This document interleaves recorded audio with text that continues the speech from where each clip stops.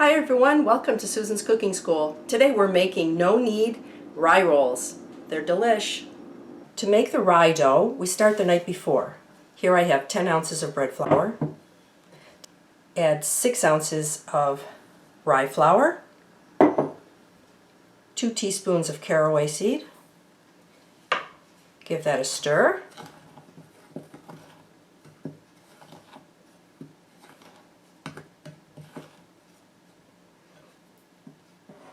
Add 1½ cups of warm water. I like to use spring water. To this, 1½ teaspoons of dry active yeast.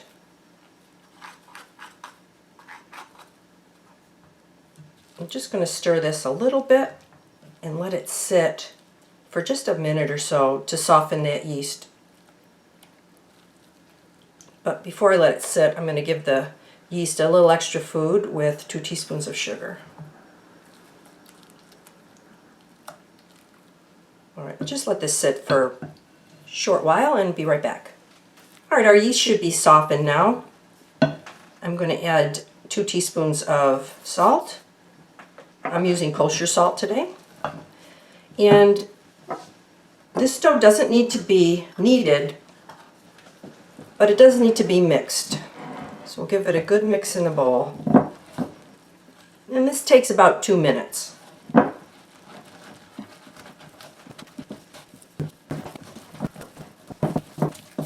The dough will be quite wet and sticky.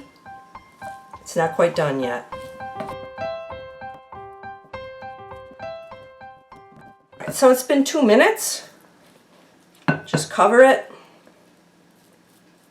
and let it sit overnight at room temperature. I will see you in the morning.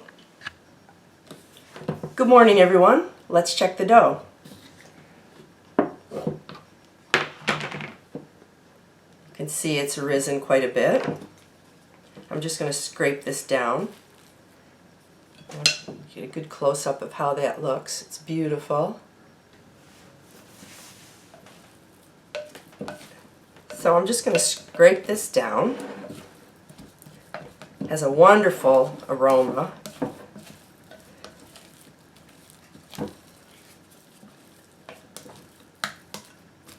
Now this dough could be used right away, but I want to go have my coffee first.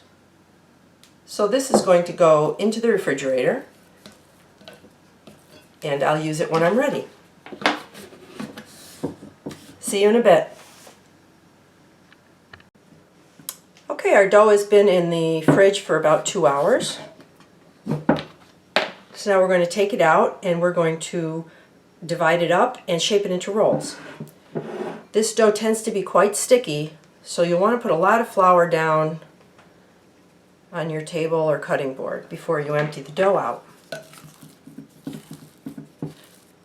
But you can see how the gluten has developed overnight and being in the refrigerator, so now it's not the sticky mess that it was yesterday. It's holding together and has some body to it.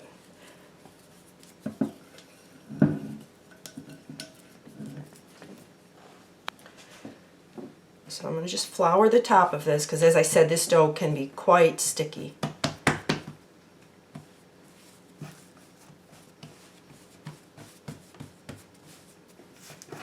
Press this out into about an 8-inch square, just approximately.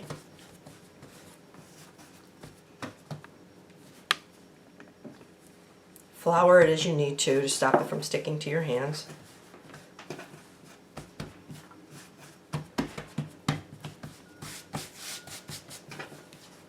Alright, so now we're just going to cut this somewhat evenly into 16 pieces. Just keep dividing each piece into half.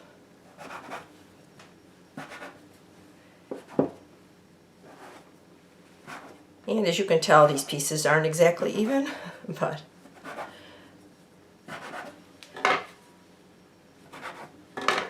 our end pieces got shortchanged a little bit, so I'm just going to borrow a little bit from one of these here.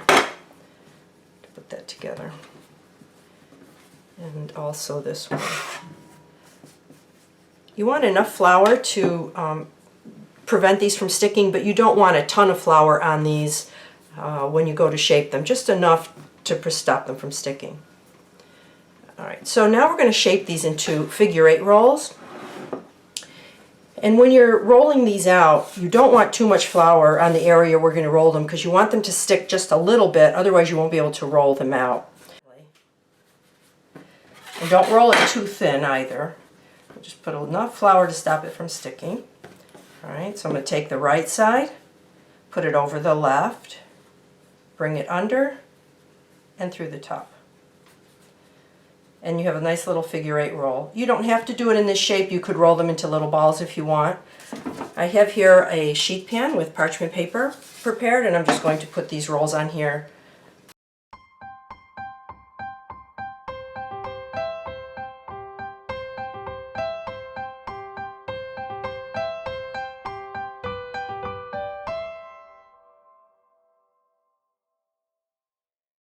Do another one. You can do it in your hand a little bit too if it's not rolling as you like. Again, don't roll them out too much. Take the left, put it over the other side, come underneath, and put in the middle. And just do the same thing with all of these pieces.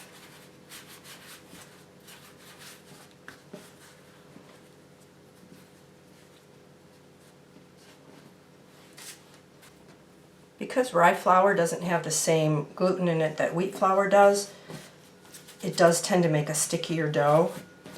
Rye doughs do need extra fermentation, that's why we let this sit overnight.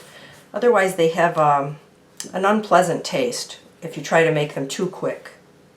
Alright, so here we have our tray. I'm just going to space these a little more evenly. Now these need to proof up, so we'll just cover this and let these rise a little bit. See you in a bit. I think our dough is ready. Let's take a look.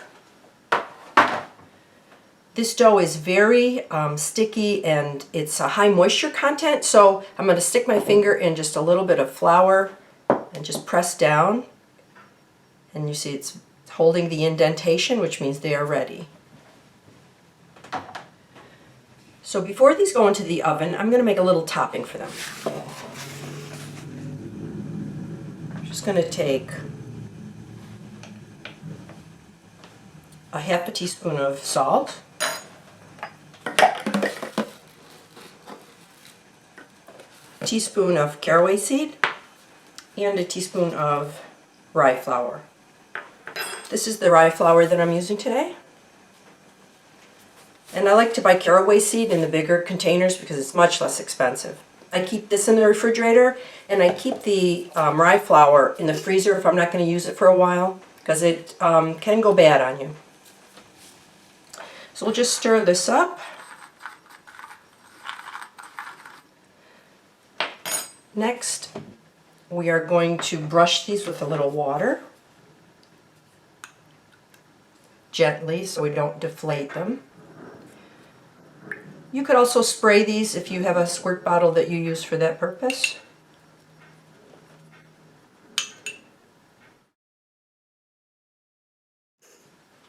I'll just take this little topping and sprinkle each of these.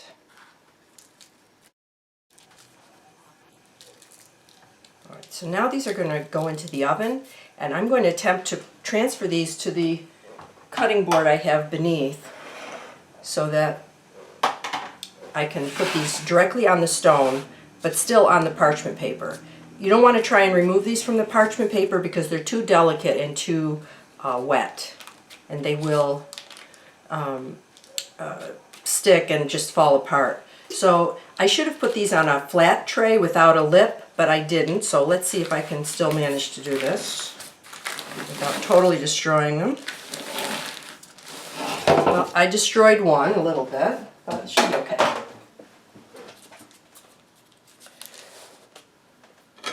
Just pick this up. a little too close to the edge. All right, so now we'll take these to the oven and I'm going to slide them onto my stone. Okay, they're going into a 400-degree preheated oven with the stone in it.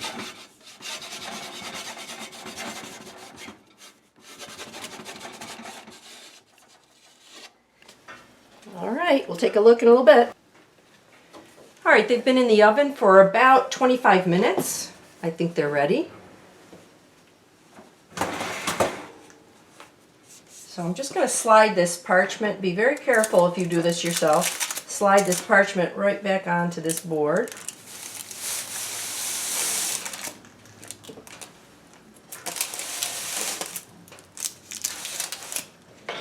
Go.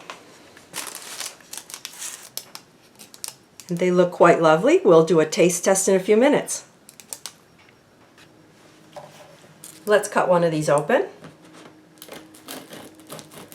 Nice and crispy. Isn't it lovely inside? One of the problems in making rye bread is that you can end up with a very dense filling, but you can tell this is nice and airy and it's moist and light. Now let's slather this with some butter. And we'll give it a taste. I can't wait. I think it's time to feed the cameraman. I'm the cameraman, but I'm also the Polish chef.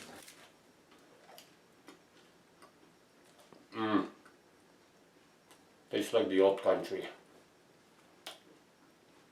Nice, crusty, chewy. I don't have my beer, but